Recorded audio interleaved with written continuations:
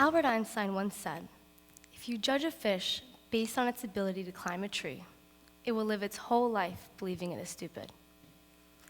This quote reminds us to think twice before measuring ourselves against unrealistic standards or measuring your intelligence based on a standardized test score.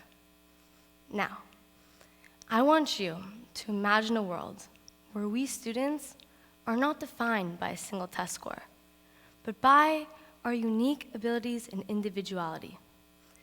A world where the pressure to perform on one day does not determine a student's future. This is the world that can be achieved by replacing the power of standardized tests with the power of your potential. We students are labeled by letters and numbers as soon as we're old enough to take an exam. Unfortunately, this problem only worsens once we get closer to college. These numbers begin to define our future and dictate our choice of education, when the true judgment relies on our personalities and talents. I don't know about you guys, but my parents sent me to school to discover my own version of success. But isn't that what education's all about? Discovering your own version of success? To discover your strengths and be able to utilize them to give back to the world around us? Instead, most of us graduate without a clue of what our version of success even looks like. We graduate and sit down for our first job interview and stutter when asked, "What are your strengths? How could you apply them?" But a question we all know how to answer far too well is, "What'd you get on your SAT? Or the ACT?" I'm not judging. But ever since COVID, universities were forced to make a temporary decision to remove standardized tests from the application. Now, we're at a crossroads, and this is our opportunity to make a real change, a permanent change. These tests have been around forever, but even their beginnings weren't truly standardized. In his 1923 book, A Study of American Intelligence, Carl Birmingham, the mind behind the SAT, wrote that African Americans were on the low end of the racial, ethnic, and cultural spectrum. Testing, he believed, showed the superiority of the Nordic race group. This test has been designed to disadvantage students of color, and it took not being able to be confined in one room for universities to finally realize that test scores might just be unnecessary. According to Forbes, Harvard University has officially hopped on the trend of dropping its SAT requirement for the next 4 years. It's mistakenly believed that since most students take these exams, they provide a reliable method of comparing applicants' academic qualifications, which couldn't be further from the truth. Remember that fish I mentioned earlier? Something about Albert Einstein? Well, he was right. Don't judge a fish on its ability to climb a tree. Instead, why don't you watch that fish swim and watch how far and how fast and how beautifully that fish can swim? And I know what you're thinking. Who's this girl? And why is she telling me not to judge a fish?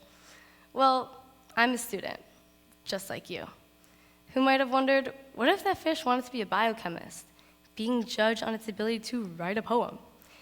It perfectly encapsulates what is plaguing the current educational system. The Hiker Report states that it is impossible to distinguish a 1450 SAT score obtained by a first-generation student who took the exam without any practice and a 1450 obtained by a wealthy student who spent lots of money on test preparation and tutoring. Personally, I've always scored at the expected standard ever since the FSA was introduced to me in the first grade.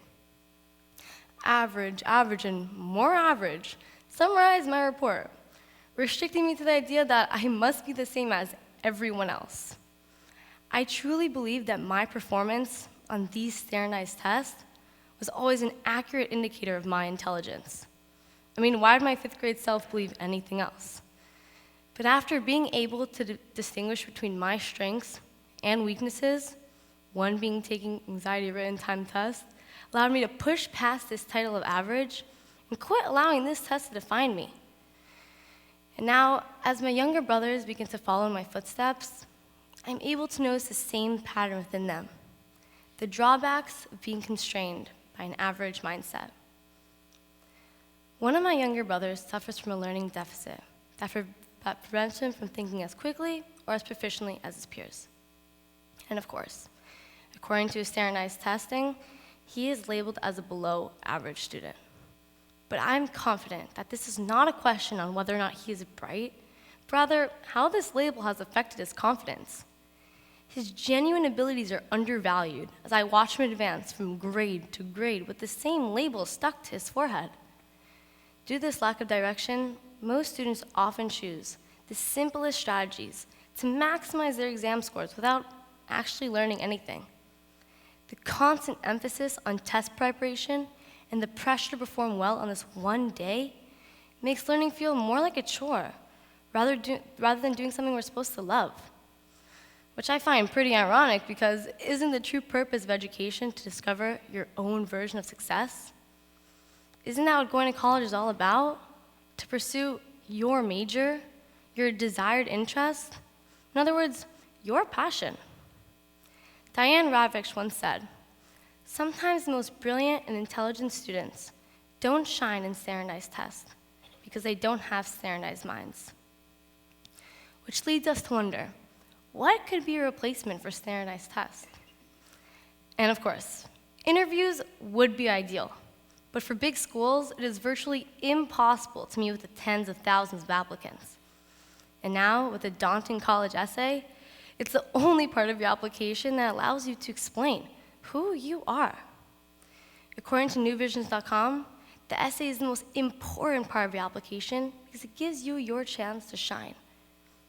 But what if college admissions offices were able to adopt a 2 to 3 minute media component, a tangible way to allow your application to be a direct reflection of who you are? Whether that looks like a short introduction video, a clip of a particular performance, a vision board, your beautiful artwork, or I can even include a snippet of my TED Talk. But if they want to hear the whole thing, they'll just have to accept me first. But really, any media component that allows your application to be a direct reflection of who you are. These images you see behind me are all work done by my friends. And I feel that these images alone show more about who they are more than any standardized test score could. Very little of the American education system actually tests critical thinking, problem solving, creativity, or anything out of the very closed-minded box. The system was designed with a uniform, impersonal, and industrialized approach to education, failing to recognize students' true talents. According to prep scholars, the SAT and the ACT are perfect examples of repetition and obedience, all ironed into the education system, which take away from the fundamental purpose of learning. And with this industrialized approach, many students tend to wonder, why am I forced to memorize this when I can just Google it? I have access to the internet at all times. If I want to make a career out of my passion for writing in hopes to write a book someday, I would love to hear why I would need to memorize the Pythagorean theorem. We need to get the idea out of our heads that a well-rounded student is the perfect student. Rice University states, there's many students we've denied with perfect test scores because they didn't have anything else to set them apart. These applicants, just like us, need to realize that it's not that we don't look good on paper. We just don't look like ourselves. It's not about being perfect. It's about being you. And with this in mind, college admissions offices will be able to see students as the fish in Albert Einstein's quote, rather than a statistic. And students will be able to not just imagine a world, but be able to live in one, where we are not defined by a single test score, but by our unique abilities and potential. A world where we are better prepared for our future careers and overall well-being. These changes must be implemented for the benefit of each and every student, as well as the larger community. Because just like you, I'm more than a test score. I'm Isabella Newstein. Thank you.